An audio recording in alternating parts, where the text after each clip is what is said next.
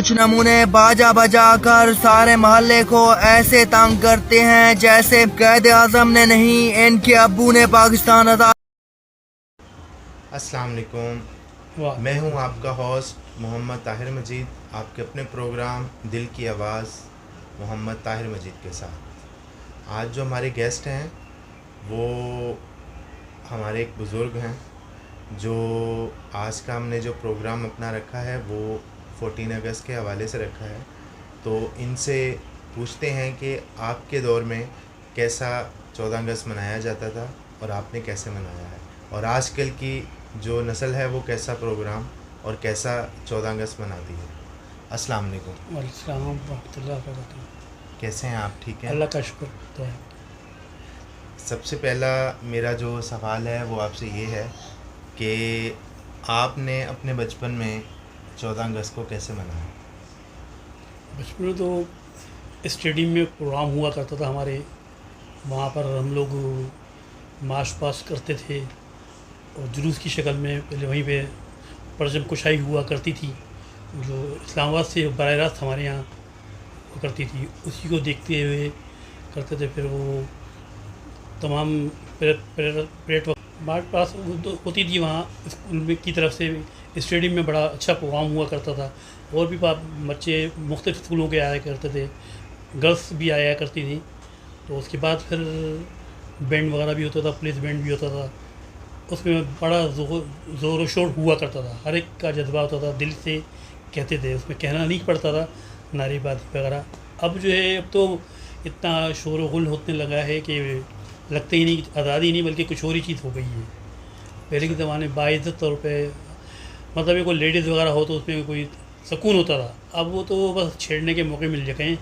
ऐसी मौक़ों पर इवेंट्स ऐसे आ गए हैं जिसमें कि लेडीज़ बेनता परेशान रहती हैं कि अपने आप को तहफ़्फ़ुज़ ही महसूस नहीं करती, जबकि नाम उसका जश्न आज़ादी है, बल्कि वो जश्न क़ैद समझते हैं आज के दौर में।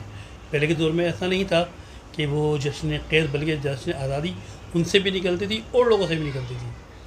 फिर हम लोग वहाँ से निकल के जब पार्टी ख़त्म हो जाती थी, यानी कि वहाँ स्टेडियम का प्रोग्राम, फिर जुलूस की शक्ल में पूरे शहर का गश्त किया करते थे, जो है तमाम बाज़ार वाले उसको अप्रिशिएट किया करते थे और उस खुशी के तौर पे वो मुख्तलिफ़ चीज़ों को तक़सीम किया करते जश्न आज़ादी के सिलसिले में कि पाकिस्तान आज़ाद हुआ है। उस सिलसिले में असूलन तो हमारी जो आज़ादी है वो इस्लाम 14 अगस्त जो अंग्रेज़ी हिसाब से, इंग्लिश के हिसाब से, और लेकिन इस्लामी हिसाब से 27 रमज़ान शरीफ को है।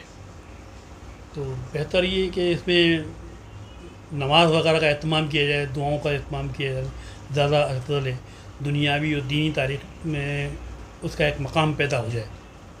लेकिन हम लोग लग गए हैं किसी और काम में, बाजी वजह। आप आजकल जो नया ट्रेंड ही कहूँगा मैं इस चीज़ को, कि हम बच्चों को, वालिदैन जो हैं, आजकल की नस्ल के वालिदैन जो हैं, बच्चों को बाजा लेके दे देते हैं। और आजकल ये बहुत मैंने देखा है कि हर गली मोहल्ले में, इवन के कैद आज़म के मज़ार पर भी लोग बाजा बजा रहे हैं। तो इसका क्या, इसके हवाले से आप क्या कहना चाहेंगे? खुशी का इजहार आप ये कर सकता है किसी भी तरीके से, ज़रूरी नहीं कि ज़ोर शोर से इजहार करें अपना इजहार। अक़ीदत जो है ना वो, कुछ लोग होते हैं जो खामोशी से अपनी खुशी का इजहार करना, मुस्कुरा कर भी खुशी का इजहार किया जा सकता है, कह लगा के भी हो सकता है और ताली बजा के भी हो सकता है। लेकिन बेहतर तरीका ये है कि मुस्कुराएँ और ताकि सामने वाले को भी महसूस हो कि उसके सामने खुशी आ रही है, न कि वो खुशी का मजाक उड़ा रहा है। नहीं कि ये जो बाजे वाली बात है ये खुशी का मजाक है। अच्छा। ये खुशी का मजाक है, आपकी खुशी पीछे रह गई, ये आपने बाजे को आगे कर दिया, वो आपकी खुशी का मजाक हो गया। आप उसको सेलिब्रेट नहीं करें बल्कि उससे आप खुद परेशान है कि जब तक सामने वाला अपने कानों पे हाथ ना रखे तो आप खुश नहीं होंगे। इसका मतलब है कि आप उसको भी परेशान करें, खुद भी परेशान हो रहे हैं। इसलिए बेहतर ये है कि आप उसको ना करें तो ज़्यादा बेहतर है।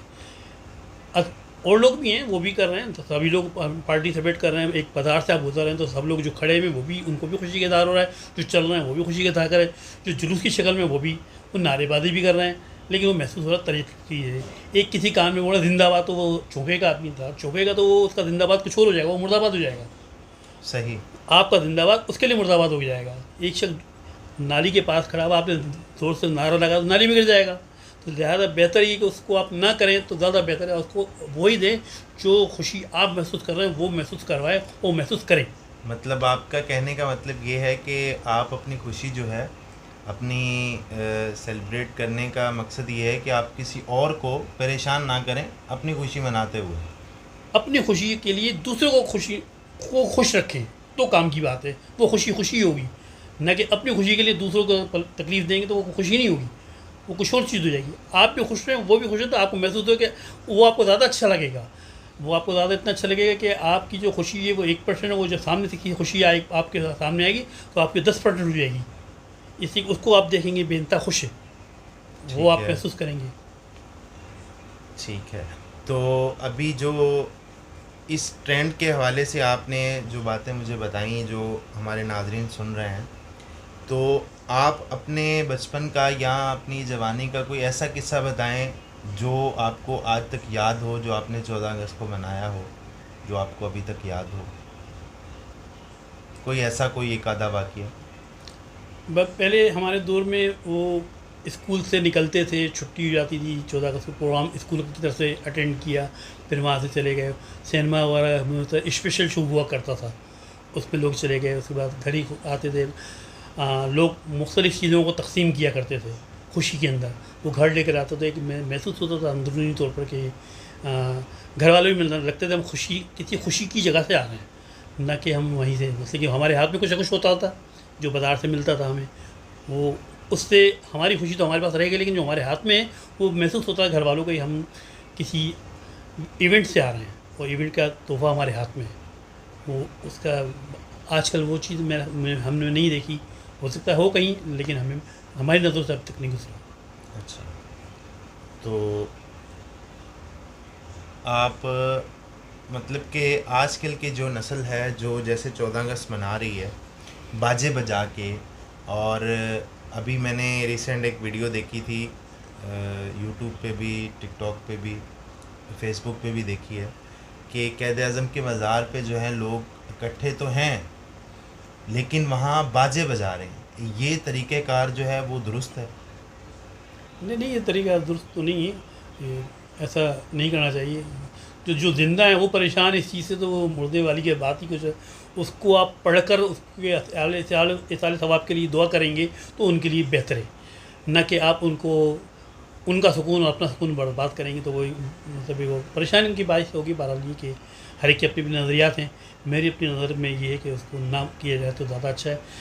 खुशी का इज़हार से भी हो सकता है, ना कि उस चीज़ से, बाजे से या किसी और चीज़ से, हल्ला गुल्ला से नहीं हो सकता। आजकल ये जो आतिशबाज़ी हम करते हैं, अब 13 अगस्त की रात को 12 बजे आतिशबाज़ी हम शुरू कर देते हैं, ये क्या इस्लाम के हवाले से जायज़ है कि नहीं है? चिरागा जो है ना वो सब जगह कहीं भी किसी भी मज़हब में चिरागा करना बेहतर है। दरअसल मैं तो इतना काबिल नहीं हूँ जितना कि आप महसूस कर रहे हैं। ये जो उलमाए कराम है, मुफ्ती हज़रात है, वो बता सकेंगे जायज़ है या ना जायज़ है। लेकिन मेरी अपनी सोच, छोटी सी सोच जो है, उसके अंदर ये चीज़ है कि ये ऐसा ना हो तो ज़्यादा बेहतर है। इससे तक़वियत नहीं मिलती, वो अज़ियत मिलती है।